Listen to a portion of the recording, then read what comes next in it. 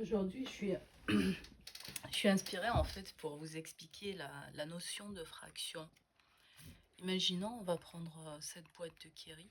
À l'intérieur, il y a 12 morceaux. D'accord? On va l'ouvrir. Hop, on l'ouvre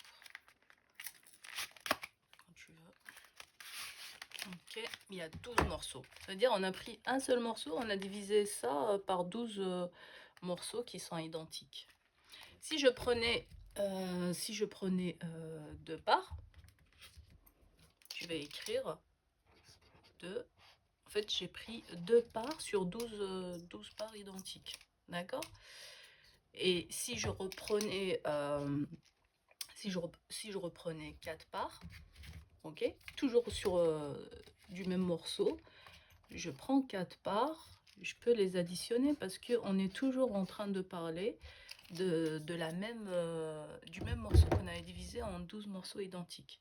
Donc ici, pour faire la somme de ces deux fractions, j'ai le droit d'écrire ça, parce qu'on est en train de parler du même morceau. Ça veut dire qu'on est en train de calculer deux fractions qui ont le même dénominateur. Ça veut dire que c'est le même morceau. J'ai le droit d'écrire 12 ici et d'écrire 2 plus 4. Et ça fait 6 sur 12. D'accord? 2, 4 et 6. D'accord? Et maintenant, je vais prendre des Babybel. Ok, des Babybel. Dans le sac là, il y en a 3, 5, 7, 9. Il y a 9 morceaux. D'accord? Maintenant, je vais essayer de faire ça. Je vais prendre 2 parts de Keri, 2 sur 12. Je vais les additionner avec 3 sur 9. Est-ce que ici on a le droit de faire la même chose que tout à l'heure? Ça veut dire ramener le dénominateur 12 ou bien 9, on ne sait pas lequel choisir déjà.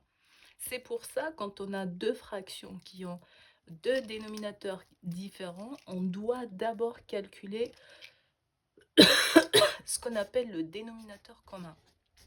Ici, en fait, le dénominateur commun, c'est la multiplication des deux dénominateurs. Il y a une façon de trouver un dénominateur plus simplement plus petit, d'accord? Mais ici, on va pas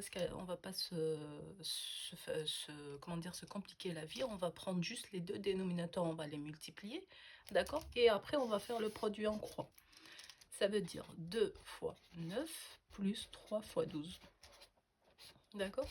Si je veux prendre 2 ici et 3 ici, je dois faire cette opération-là. D'accord? Parce qu'on n'est pas en train de parler du même morceau qu'on a découpé en parts identiques. D'accord? C'est pour ça que la règle pour quand vous avez deux fractions qui ont le même dénominateur commun, vous avez le droit d'additionner ou bien de soustraire. On aurait eu 2 sur 12 moins 4 sur 12. On aurait fait 2 moins 4 sur 12. C'est la même chose, d'accord? Par contre, c'est la même règle, mais la règle est différente quand vous avez deux dénominateurs qui sont différents parce qu'on parle de deux morceaux qui sont différents et qui ont été découpés en portions différentes. D'accord? Ça, c'est sur le dénominateur commun. Par contre, quand vous avez 2 sur 12 multiplié par 3 sur 9, ça c'est le plus facile. Vous prenez juste le numérateur fois numérateur, 2 fois 3, et là 12 fois 9. C'est la règle la plus facile. Pour la division, vous prenez 2 sur 12 divisé par 3 sur 9, c'est égal à 2 sur 12, et je multiplie par l'inverse de la deuxième fraction. Et vous appliquez celle-là, ça vous fera 18 sur 36. Ok? Donc la règle du dénominateur commun, vous l'appliquez juste dans l'addition et la soustraction. Voilà, j'espère que vous avez compris la règle des fractions.